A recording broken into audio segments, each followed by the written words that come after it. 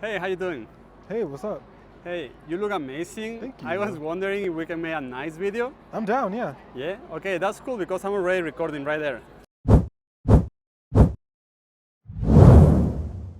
So, with this amazing outfit, you must make some art, right? Yes, I love art, like absolutely. I love every facet of art. For me personally, art started with songwriting, music, and kind of like creation and that sort. And it kind of shifted later on as I got to like 10 and 11 to like digital art. That's when I got my first computer and I was downloading Photoshop and like, what the hell is going on? But it was such an amazing experience. And then with that, I got in kind of more into like concept art and now kind of getting more into traditional, which is funny because it usually goes traditional to digital, not digital to traditional. But I think a balance is so necessary. And also something I love to do is perform. I've been performing since I was around 15, 16, and I actually just performed here a couple of days ago, which was an amazing experience.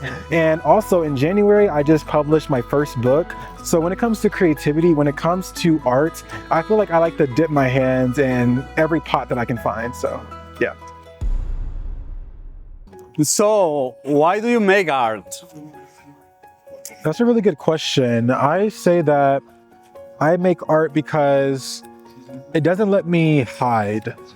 It was one of the first things that I found to turn pain into something that wasn't just anger, sadness, and depression. It was my first outlet that I had. I remember writing songs and my tears bleeding the ink. I remember staying up at night, making art into the early morning because that was the only way that I could feel okay. And I think that it's something so powerful about that. How whenever I was sad, I couldn't make happy art. I couldn't make happy songs. And when the day came and I was finally able to make a happy song, write a happy piece, talk about anything that was happy and make a happy scene and an art piece, it was such a realization because I knew that something had really shifted inside of myself.